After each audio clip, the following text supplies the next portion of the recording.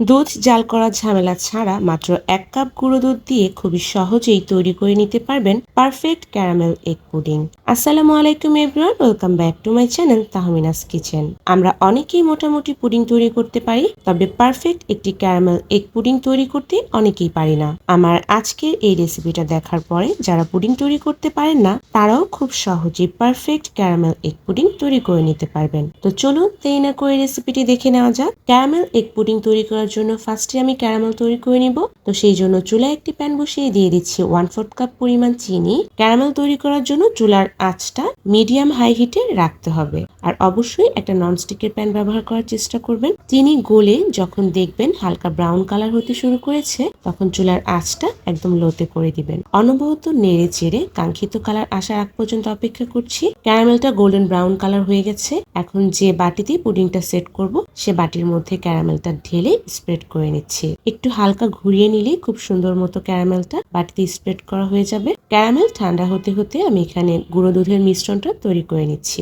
একটা বাটির মধ্যে নিয়ে নিচ্ছি 1 কাপ পরিমাণ ফুল ক্রিম গুঁড়ো দুধ, তারপর দিয়ে দিচ্ছি 2 কাপ পরিমাণ কুসুম গরম পানি। এখন একটা চামচের সাহায্যে সবকিছু খুব ভালো মতো মিশিয়ে নিচ্ছি, যাতে করে কোনো ধরনের লাম্পস কিংবা দানাদার না থাকে। এখন অন্য একটি বাটিতে পুডিং তৈরি করার জন্য আমি নিয়ে নিয়েছি 3টা ডিম। ডিমগুলো অবশ্যই রুম টেম্পারেচারে থাকতে হবে, যদি ফ্রিজে থাকে তাহলে আগে থেকে বের করে রাখবেন। তারপর একটা কাঁটা চামচের সাহায্যে ডিমগুলোকে একটু মিশিয়ে নিচ্ছি। ডিমটাকে হালকা ফেটিয়ে নেওয়ার পরে আমি এখানে দিয়ে দিচ্ছি 1/2 কাপ পরিমাণ চিনি। 1 কাপ গুঁড়ো দুধের পুডিং এর জন্য আমার কাছে 1/2 কাপ পরিমাণ চিনিটাই একদম পারফেক্ট মিষ্টি মনে হয়, তবে আপনারা আপনাদের টেস্ট অনুযায়ী মিষ্টি কমিয়ে কিংবা বাড়িয়ে অ্যাড করে নিতে পারেন।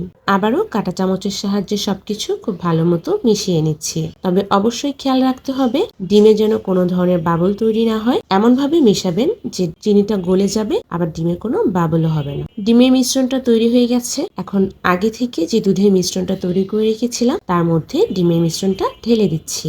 এখন আবারও কাঁটা চামচের সাহায্যে দুধ ডিমের মিশ্রণটা খুব ভালো মতো মিশিয়ে নিচ্ছি। পুডিং এর মধ্যে আপনাদের কাছে যদি ডিমের স্মেলটা ভালো না লাগে, সেক্ষেত্রে আপনারা চাইলে 1/2 চা চামচ পরিমাণ ভ্যানিলা এসেন্স ব্যবহার করতে পারেন।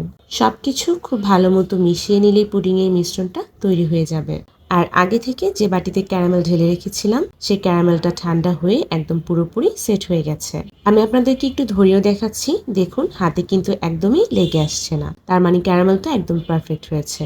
এখন একটা চালনির সাহায্যে পুডিং এর মিশ্রণটা খুব ভালো মতো ছেঁকে নিচ্ছি, তাতে করে পুডিংটা একদম স্মুথ হবে আর ডিমের কোনো লাম্পসও থাকবে না। এখন বাটির যে ঢাকনাটা ছিল সেই ঢাকনাটা দিয়ে বাটিটা ঢেকে নিচ্ছি, তবে আপনাদের কাছে যদি ঢাকনাযুক্ত কোনো বাটি না থাকে সেক্ষেত্রে আপনারা চাইলে সিলভার ফয়েল পেপার দিয়েও বাটিটা মুড়িয়ে নিতে পারেন। পুডিং তৈরি করার জন্য চুলায় একটি কড়াই বসিয়ে একটি স্ট্যান্ড দিয়ে পুডিং এর বাটিটা দিয়ে দিচ্ছি। তারপর দিয়ে দিচ্ছি পর্যাপ্ত পরিমাণ পানি। পুডিং তৈরির ক্ষেত্রে অবশ্যই পানিটা খুব খেয়াল করে দিতে হবে যেন একদম খুব বেশি কিংবা কম না হয়ে যায়। আমি এখানে বাটির ঠিক মাঝ বরাবর পানিটা দিয়ে দিচ্ছি। এখন একটা ঢাকনা দিয়ে ঢেকে প্রায় 30 মিনিটের মতো মিডিয়াম হাই হিটে পুডিংটাকে স্টিম করে নিচ্ছি। 30 মিনিট পর আমি আপনাদেরকে একটা কাঠির সাহায্যে চেক করে দেখিয়ে দিচ্ছি।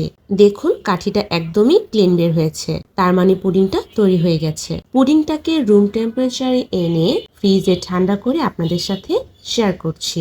চেষ্টা করবেন ঠান্ডা ঠান্ডা পুডিং সার্ভ করতে। যে কোনো ধরনের ডেজার্টই ঠান্ডা ঠান্ডা খেতে কিন্তু দারুণ মজার। একটা চামচের সাহায্যে পুডিংটার চারপাশটা খুব ভালো মতো আনমোল্ড করে নিচ্ছি। মাশাআল্লাহ, পুডিংটার কালারটা দেখতে যে কতটা সুন্দর আর লোভনীয় লাগছে সেটা কিন্তু আপনারা ভিডিওতে দেখে বুঝতেই পারছেন। আর এর টেস্টের কথা কি বলবো, আপনারা যদি বাসায় একবারের জন্য হলেও ট্রাই করেন তাহলেই বুঝতে পারবেন যে পুডিংটা খেতে কতটাই মজার। ক্যারামেলের কালার পুডিং দুইটাই কিন্তু অনেক বেশি সুন্দর হয়েছে। আমি আপনাদেরকে এক পিস কেটে দেখাচ্ছি যে পুডিংটা কতটা পারফেক্ট আর কতটা মসৃণ হয়েছে। যখন খুশি তখন ঘরে থাকা ডিম, দুধ আর চিনি ব্যবহার করেই এই মজাদার পারফেক্ট ক্যারামেল জিগলি পুডিংটা আপনারাও চাইলে তৈরি করে নিতে পারেন। আশা করি আপনাদের কাছে আমার এই সহজ ক্যারামেল এগ পুডিং এর রেসিপিটা ভালো লেগেছে। ভালো লেগে থাকলে আমার চ্যানেলটাকে সাবস্ক্রাইব করে দিয়ে পাশে থাকবেন, আর আমার পেজটাকে ফলো করতে কিন্তু ভুলবেন না। আল্লাহ হাফেজ।